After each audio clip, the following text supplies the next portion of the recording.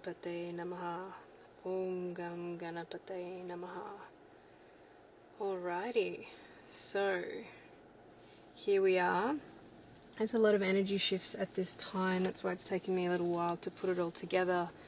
Funnily enough, as I reflected on the energies that were coming up this month and then noticing my own, it playing out in my life, and then feeling the slowing of commitment to my work projects as I was reflecting, but also feeling that turbulence of the lunar eclipse approaching, also Mercury Retrograde, and I should say with the lunar eclipse, the full moon energy, and it's debilitated this month in the sidereal zodiac, Vedic astrology in Scorpio, and it's sitting with Ketu, so it takes the mind. You imagine Ketu, the south node, holding the moon's hand. It's just like, alright, we're going to dive deep into the waters of Scorpio, and I'm going to transform your mind because we're here for another deeper level of healing, and the moon doesn't really want to go there because it's least comfortable in Scorpio. So we have entered Saturn Retrograde as of last night here on the Australian eastern coast. So why is it important to know this stuff? Despite understanding our own natal energies that are playing out on our own birth chart. And if you want to know more about that, head to my website, chelseasonka.com, or you can head over to Chelsea Sonka 8 Limbs Living on Facebook, and you can send me a message and we can talk about having a look at your own chart details. And while we're talking about this now, if you like these videos and the information that's coming out and spending some time with my cheeky little self, hit the bell notification after subscribing, like the video if you find it really helpful. Alright, so yeah, we've got, like I was just saying, that despite our own natal chart energies playing out, we have these global energies that we all witness, and understanding the transits, the retrogrades and the eclipses, this is where all the juicy stuff for the energy of the year comes out. And it's really important to understand what's coming towards you so that you can ride the wave as opposed to being taken by surprise and kind of smashed under the wave. If anybody's had that happen to them, I have, and it's not fun. So I just want to remind anybody listening that this is not destiny predicting. It's energies that are coming towards us. You get to choose how you ride it. So as opposed to, I'm definitely not one for playing victim to natal charts or energies that are coming forward. It's about how can we learn and grow for them, how can we use them to evolve and transform ourselves even more.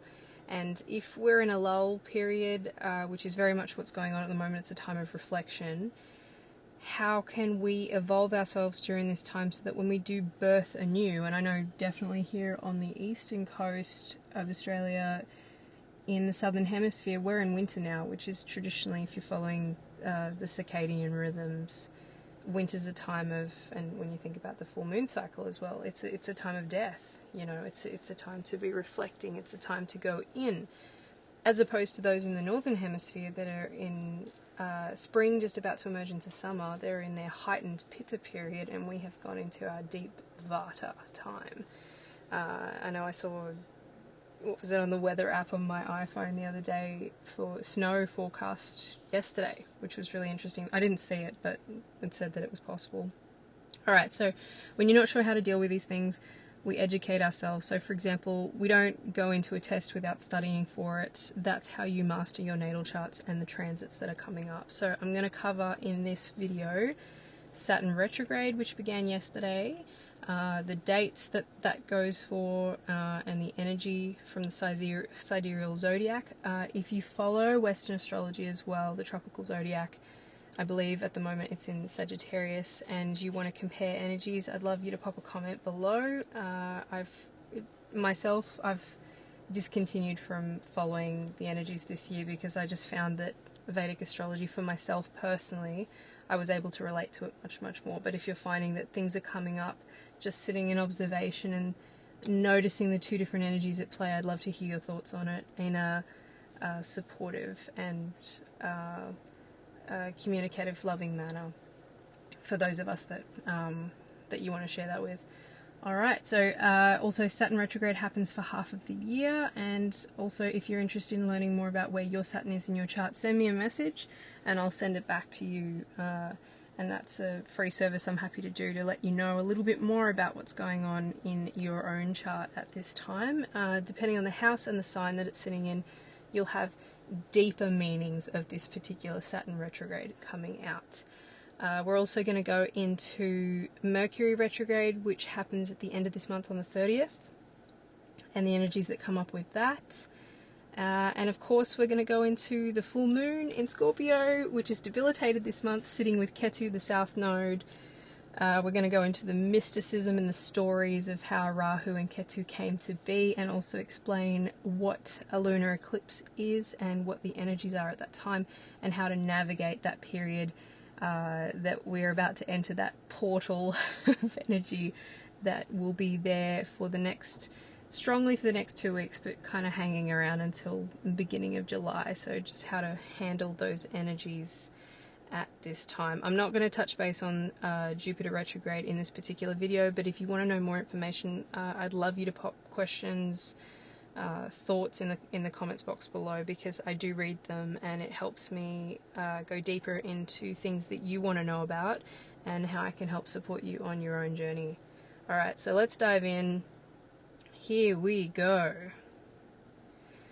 So, Saturn retrograde for May. Now, started yesterday, and it will go until October 11th. So it's a time, it's also, in Capricorn still, so it will stay in Shravana Nakshatra. Basically what it's done, it's slowed down, come to a stop, and as of yesterday it has started what is appeared to be moving backwards. So anybody that has a Saturn retrograde, I do, in your natal chart, it makes you more meticulous in regards to the energies at play. So Saturn is about hard work. I know for myself personally, my Saturn is in the 10th house, which it rules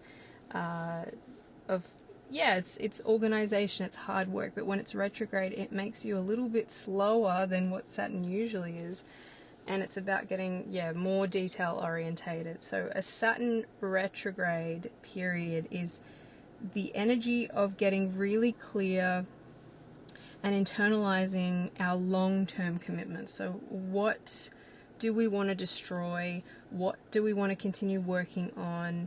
Where is our focus in the long term? So any projects that you've got, commitments that you have, people that you've got contracts with, whether, like real ones or verbal agreements, things that you're engaged in. Are you finding them challenging and difficult? Are you staying true to yourself? It's time to reflect the things that you have invested yourself in over a long period of time. Now, as I explained before, Saturn retrograde happens for about half of the year, so you can imagine this overarching energy of internalization and reflecting. You'll still be taking action, but now is not a time for big action. If you already had projects that you were working on, you can continue working on those, but it's definitely not a time for, launching a new business, for example. Saturn's energy here in Capricorn, it wants you to commit, and where do you want to continue committing yourself? So where are you struggling in your life? Where are you thriving? What feels good for you, and what do you want to continue committing yourself to in all areas of your life? And depending on your own natal chart, where your Saturn is sitting at this time will tell you a lot more about the areas that will be coming up for reflection for you specifically. But in general, Saturn being the ruler of Capricorn and Aquarius, it'll be about humanity, work being the karma house, gains, money, and just reflecting your commitments in general. And let's say, for example, your Saturn was sitting in the 4th house, it could be commitments regarding family, and you could be reflecting that at this time. Now, as we go into Mercury retrograde, so the dates for this one is the 30th, Australian Eastern Standard Time, and it will continue retrograde through until the 23rd of June, and the last one that we have this year, I believe, is on the 27th of September, and will continue retrograde until October 18th. So I believe that we have 3 Mercury retrogrades a year-ish. I'm still diving into this information more and more, but I mean, in general, I know over the past couple of years when I've had moon calendars, Mercury retrograde seems to pop up a lot more. So when you think about the energy of Mercury in general, it's communication. It's the ruler of Virgo and Gemini. And I know for myself in the Western chart, being a Gemini sun sign, that it's a lot about communication, the media, technology, ways that we communicate with other people. So you think about phones. So when Mercury starts to go retrograde, you notice that internet connections start to drop out. We can have disagreements with people. Things that are technology related can shut down and shut off. And I think this being paired with the Saturn retrograde at this time, it's kind of hard to know where it's all coming from, because there's a lot of inauspicious energy at this time. In regards to the lunar eclipse, the full moon being debilitated in Scorpio, and the moon is sitting there with Ketu. So it's like, actually I'll save it and we'll go deeper into that in a minute after we've gone through this Mercury retrograde. Now, reflecting on communication through this period until June 23rd. So how you communicate with yourself, how you communicate with others, and how others communicate with you is going to be a big thing that comes up at the moment. I don't know why, but I can feel this thing to be shared coming through at the moment in regards to how much time you spend using your social media. How much time do you spend on your phone or devices that connect you to others or for yourself? How are you using your communication devices, both for yourself and for others, whether it's for work or connecting with loved ones? Noticing overall how that feels for you. So I know for myself personally, I've spent way too much time using my phone recently, and I don't really like how it makes me feel, and wanting to find a better way to make that work, because I watch a lot of YouTube videos, researching, spending time, diving into astrology information relating to the Vedic zodiac, the sidereal zodiac, and how to structure your rhythms so that you're feeling more aligned and balanced at this time. So if you want to know where your Mercury is in your chart, just the same as the Saturn one, you can send me a message and your birth details, and I'll tell you what house that's sitting in, because you can go even deeper at this time. This Mercury is in Gemini, and on the 30th it only just dips its toes into Gemini, and then it comes back into Taurus. And because it owns both an air and an earth sign, it's quite comfortable and very happy in these signs of communication. It owns Gemini, so it's coming in there and playing with that energy, and then it goes back into Taurus, which is grounding, and it's ruled by Venus, so it's a lot of beauty, luxury, comforts and things like that. So in relation to your speech and communication, you can imagine these energies playing out at this time. So it's a good place for Mercury to be, but just be aware of how you speak to yourself. If you notice that you've had a lot of negative self-talk arising, how does that make you feel? Obviously not great, but what can you do to become more aware of it, and how do you want to restructure this to create a more positive and loving shift as we move out of that retrograde period? And then as it starts to go direct again, and this is the same for the Saturn retrograde, where are you going to be taking action at that time? So things that you were already doing, you can continue to do so, but it's not a time for taking new action. Now, as we move into the information on the full moon in Scorpio with Ketu in Anuradha Nakshatra and the lunar eclipse, this is definitely not a time for taking new action. So I'm going to give you a lot of information here, so stay tuned. I will try to time mark this so that you can see where the different information for these parts of the video are coming out, depending on what you want to know more about, whether it's Saturn retrograde, Mercury retrograde, or the full moon and the lunar eclipse. So this full moon this full moon in Scorpio happens on the 26th of May, here Australian Eastern Standard Time. And when the moon goes into Scorpio, it becomes debilitated. So obviously, if you're not aware of what debilitated and exalted planets are, when a planet is in a specific sign that, and I don't know how this is worked out, I believe, actually I do, I should say so, that when the rishis cognized the Vedas, Jyotish, Vedic astrology, was included in that, and a lot of this was brought down from cosmic consciousness. So there are places where the planets feel absolutely amazing, and there are places where the planets feel absolutely crap.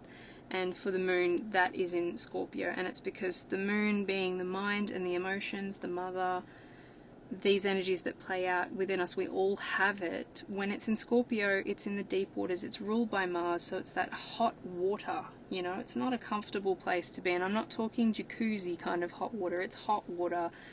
And when you've got Ketu there, these, you know, the north and the south node, and I'll give a bit more information on this in a moment for anyone that's not familiar. When you get your birth chart read, you will see all the planets spread out across the chart, and then you'll see these two other nodes. So in Western astrology they call them nodes.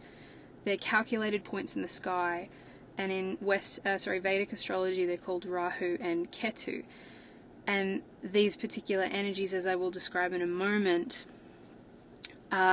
they represent, Rahu being the head of the serpent, is insatiable desire, the things that you want in this lifetime, and Ketu represents the things that you are detached from, that you've already mastered in past lives, moving towards moksha, enlightenment, spirituality. So one is very much in the material and the other is very much not, and you will dance between the two during this lifetime.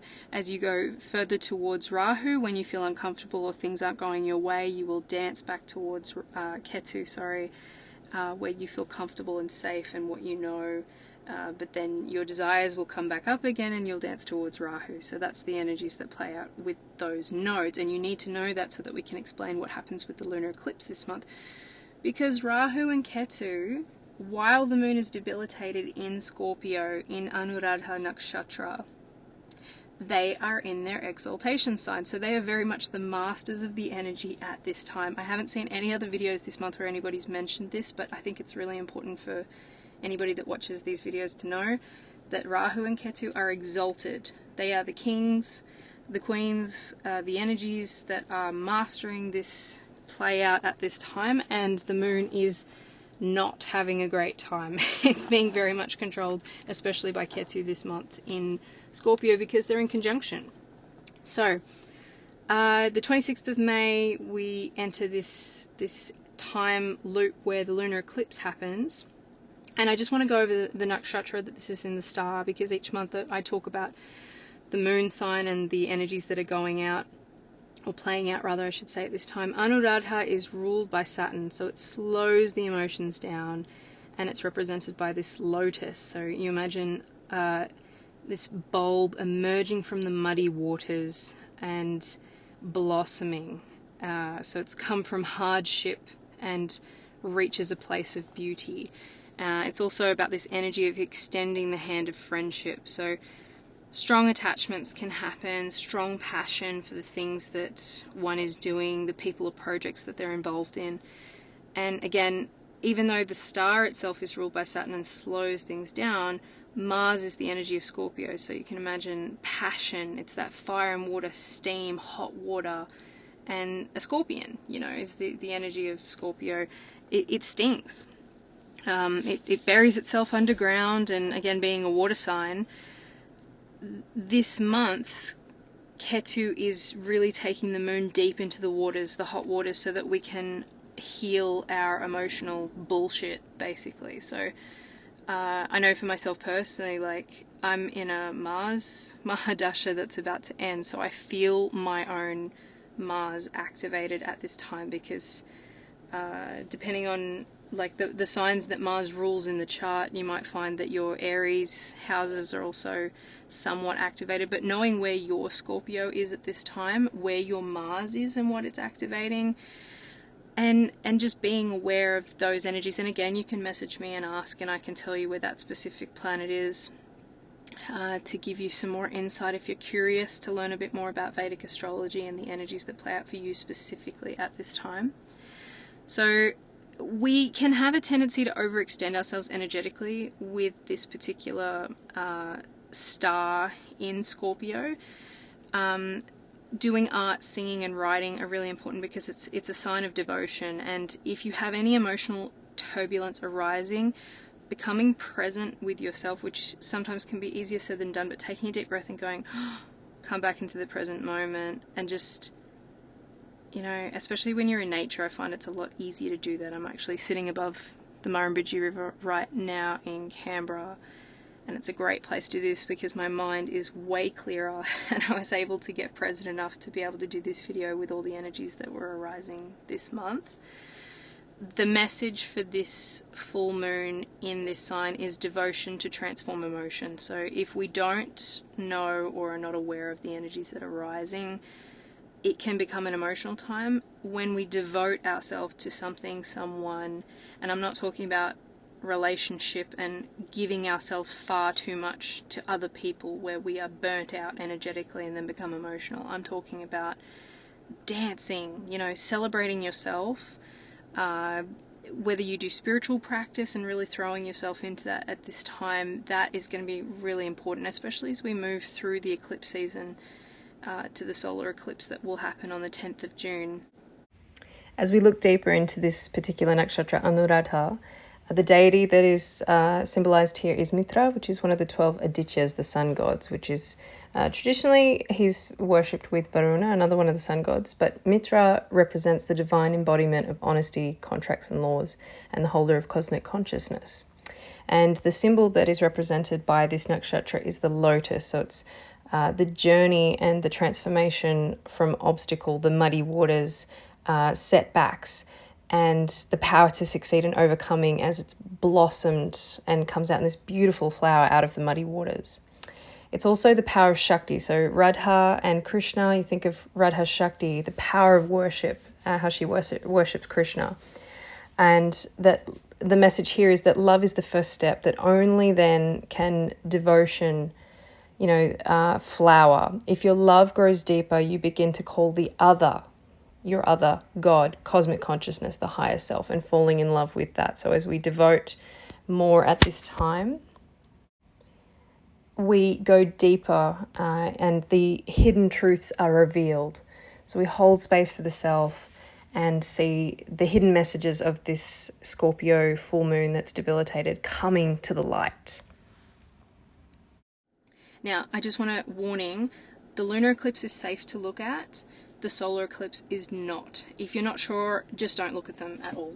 If you cannot remember this information, don't look at them at all.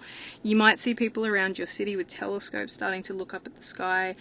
The lunar eclipse happens when the Earth blocks some or all of the sunlight reaching the moon, and it only happens on a full moon. So the Earth, the moon and the sun don't always align, but when the Earth does eclipse the sun, it casts two types of shadows on the moon. So a larger shadow known as the penumbra and a smaller, darker shadow known as the umbra. So that creates three types of lunar eclipses: a total, a partial, and a penumbral eclipse. So this particular full moon is a total eclipse. So you'll notice that the sun, the moon, and the Earth are in perfect alignment. You'll see the umbral darker shadow that turns the moon like a sunset red. And that's because the shorter blue wave lengths of light scatter outwards by the Earth's atmosphere, and longer red wavelets of light are refracted and bent inwards towards the moon, making it appear red. So the brightness of the moon makes it this red glow, and depending on how much dust and clouds are in the Earth's atmosphere following volcanic activity, can block out the light and make it a darker red or nearly black completely. Eclipses are considered inauspicious events, and this has been going on for thousands of years. They are viewed as negative omens for material things. So some people can say that, well-meaning people, that they're auspicious beginnings, and at this time with Rahu and Ketu involved, it's when they get their revenge on the sun and the moon. And I'm about to tell you the story of how that happens, because they gobble up the light and they warp it in unseen ways. So like I explained before, that Rahu is obsession and Ketu is about, you know, detachment, going inwards, and spirituality.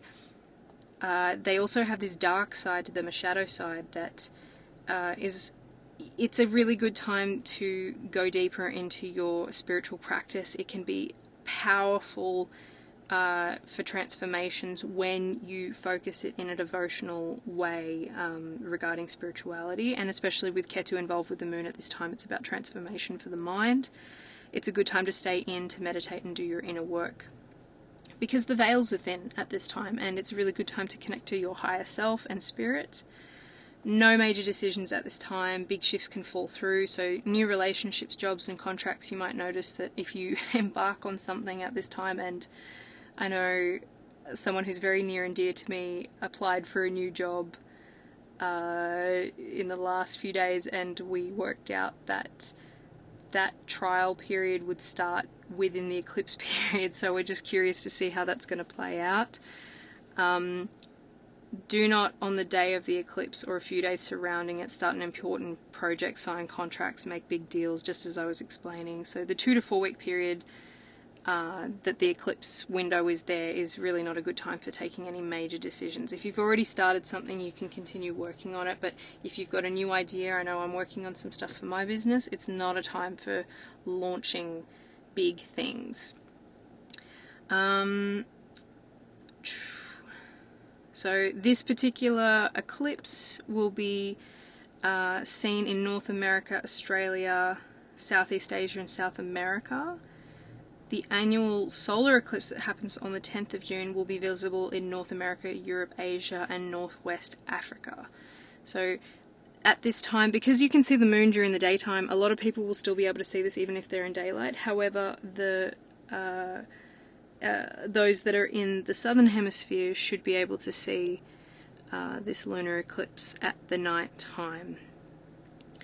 In Vedic astrology, this story that I'm about to share with you regarding Rahu and Ketu are about the lunar node. So unlike the 7 visible planets, we call them grahas in Sanskrit, they are mathematical points in space, sometimes referred to as shadow planets. Now, Rahu and Ketu, if you've ever had your birth chart read, will always be opposite each other, exactly at the same degrees. That's how they do that dance of energy. And like I said, that Rahu being in Taurus, if you count, so we've got 12 signs of the zodiac: Aries, Taurus, Gemini, Cancer, Leo, Virgo and Libra, and then you start on the second side of it, Scorpio, which is where Ketu is, Taurus being where Rahu is, and then work your way up through all the way up to Aries, Pisces and then Aries, starting back at the beginning of the zodiac. The story is told in the ancient Puranic texts of the time before creation. So there was a big war between the gods and the demons where they cooperated to churn the milk of the ocean.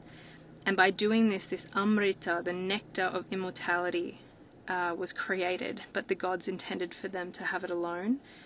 One of these demons that was sitting between the sun and the moon managed to take a sip and disguise themselves. However, Lord Vishnu, the sustainer of the universe, quickly decapitated him. He cut off his head.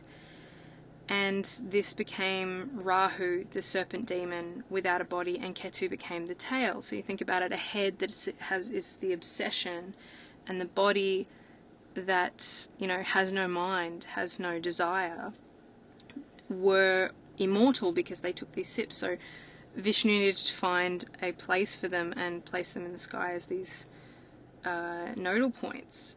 However, they eclipse the sun and the moon twice a year and create confusion and extract their revenge on the sun and the moon for exposing them.